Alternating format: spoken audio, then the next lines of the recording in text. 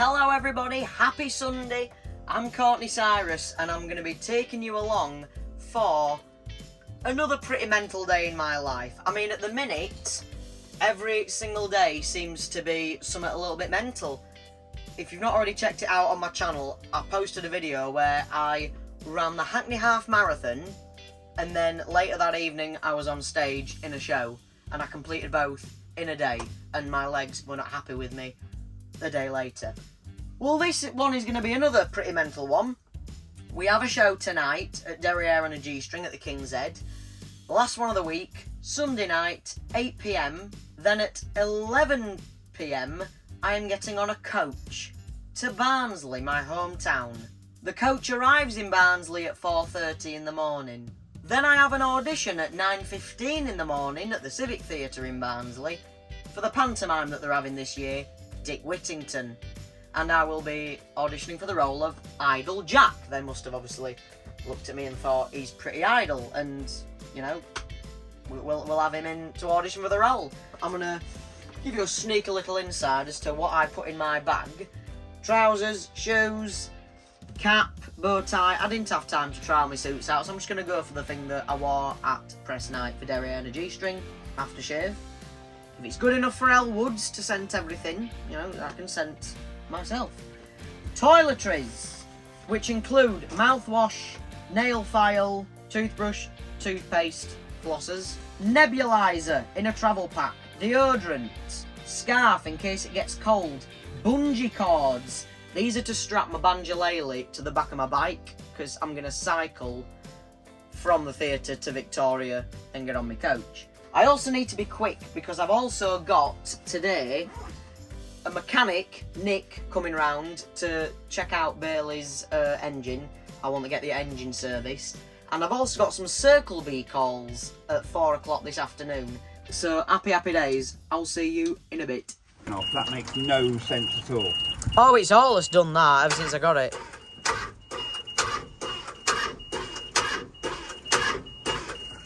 So what I'm doing at the moment is you've got a little unit on top of your starter motor called a solenoid. Right. And that solenoid, if it gets wet, can stick. So what I'm going to do is I'm going to ask you to now turn the engine over while I tap the solenoid. Turn the key for me. Right. You ready? Yeah.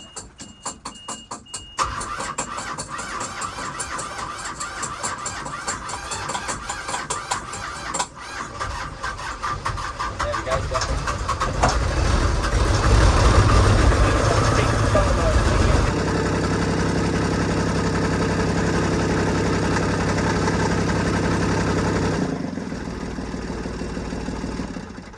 Great, you're good to move. Yes! Come on! However, your engine's rattling around like no one's business. Right. This isn't ideal. Right, Yeah? okay. You are going to need to get the mountings done at some point. They're the rubber blocks that hold your engine in place. Right. Yeah, the way your engine's rattling about Aye. is all right, but not ideal. Something you need to get checked. But you are good to move today. Yeah? Yes, boss! Thank you! Right, I've got a load of cross-referencing to do because the filters you got might not be available. Cool. So that's my learning points for Yeah. today. Dipstick and Yeah. temperature. Dipstick, temperature. Maybe get some, tighten the rubber thingies there so it doesn't rattle so much. Okay. Mechanic's just been, I'll put these slabs back, but here's what he's told me that I need to do, okay. I've got a little dipstick down there. Every time before I move, I need to take the dipstick, take it out, gear to wipe, put it back in, and make sure that the oil level is in the right range.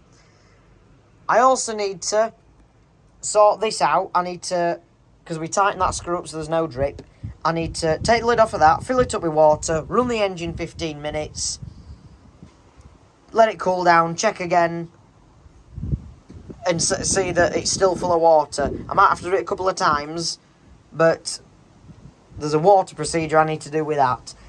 He also said it might be worth, in the long run, getting some new rubber bands for this down here to stop the engine rattling. It's going to be fine, you know, now, obviously, but over 5-10 years it'll wear it down and wear it down. So let's be proactive instead of reactive.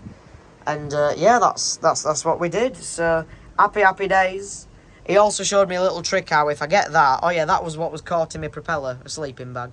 If I take that handle, though, put it forward full all the way after I get done with sailing, it'll get, like, little bits of dirt and grime out of me engine. So, yeah, showed me a few little tricks. He's absolutely amazing, Nick. I highly, highly, highly recommend him. Brilliant. Right, I'm going to clean this up, put the lid back on, and then we're on to the Circle Bee calls. Now, Circle Bee, for those that don't know, it's a brand new app that's just been created, and it's where viewers can request video calls with their favourite influencers or creators or whatever. You know how, like Cameo, you can request personalised videos? Well, this is like that, but instead of getting a pre-recorded video, you get a video call for 15 minutes, 30 minutes, however long you want. I've got an hour and 15 worth of calls this afternoon, so this is I'm excited for it. I want to interact with people that watch my content on whatever social media platform it is, and it's obviously an opportunity for them if they want to get to know me better or ask me questions about what I'm up to. So I've got that in about 45 minutes. I'm going to have a quick nap now if I can, and then do some Circle Bee. Bye-bye, Bailey, my darling. I'll see you in 24 hours' time.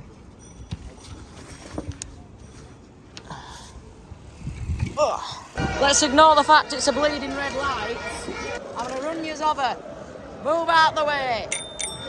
Ring, ring. This is bloody ridiculous. Bloody Arsenal fans, you don't hear from them for 20 years and they come out the woodwork. Hey! This is... Oh, my Lord. Green... Right, I'm off.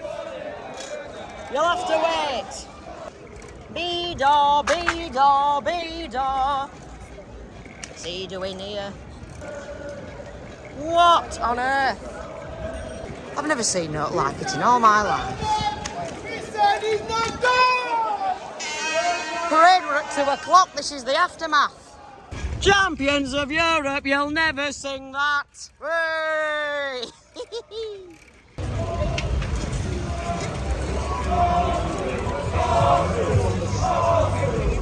Oh, perfect. The road I need to go down. Amazing. I mean, is it a bit daft me leaving my bike parked there and amongst all this? I don't know. I'm hoping not. I mean, this is a bit crazy. There's...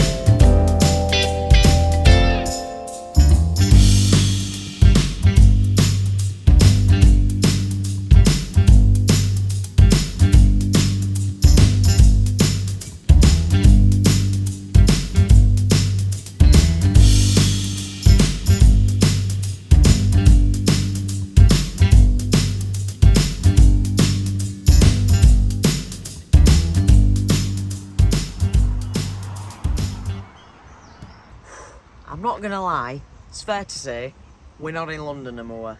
I'm not gonna say it's freezing, but there's certainly a northern chill in the air. I'm in Lock Park, basically I just walked it here, it's like 20-minute walk from the interchange.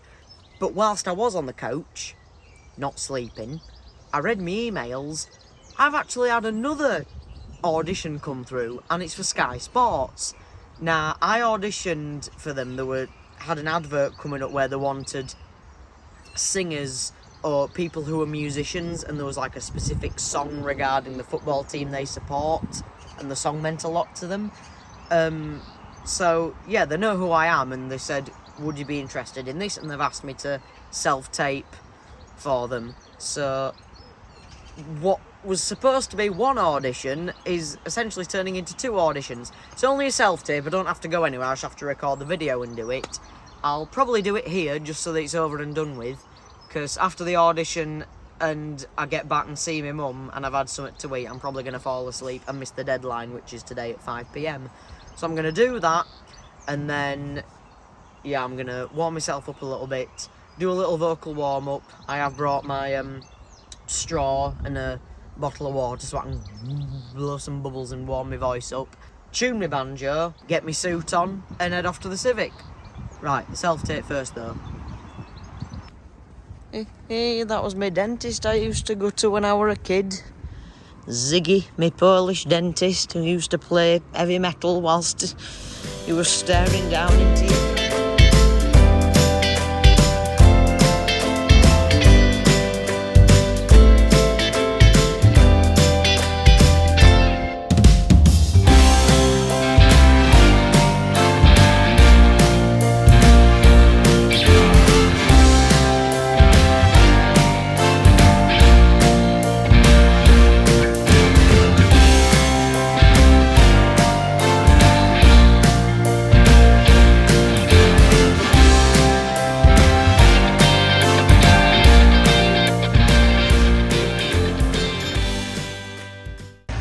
So I've just got out of the audition, got my things.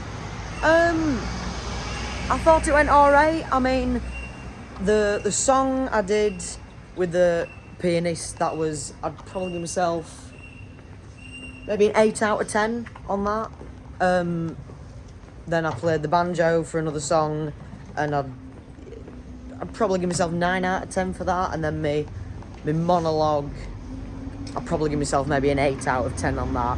I think I could have I was moving up, yeah, the monologue, I could have moved up and down the stage a bit more. It was great because you actually did it in the theatre, and whilst it wasn't the actual stage, there were, a couple of steps up, they were like, you can utilise that space if you want, so obviously I did. But because I'd pictured it in my head umpteen times, I was like, it'll just be in a tiny little room. So to actually do it on the stage was like, wow. And when I did it for my first song, which was where the pianist was accompanying me, I did feel like I used the stage, and it went really well. The monologue I hadn't done so much. That was one where I was kind of stood and I was only going like 1 step to the left, 1 step to the right. I mean, it's not essential that you move up and down the stage, but I feel like maybe I could have, I wasn't expecting obviously to do it on the stage, so maybe I could have utilised the stage a bit more. The banjo song, I did feel like I did utilise the stage well, considering I was just playing an instrument. Most people when they play an instrument, that maybe they just stand there and play it. There's nothing wrong with that, but I did feel like I could move up and down the stage. And what was that? They did say we might ask you to read some sides, some of the script from the show. They didn't ask me for that, so I don't know what to make of that. Maybe they're like, nah. Or maybe they've gone, look, we've seen everything we needed to see, and it was all good, and so I don't know. Well, I'll keep my fingers crossed. Fingers crossed. My mum's a bloody legend. She's on a bit and got me a Barnsley chop. Whey!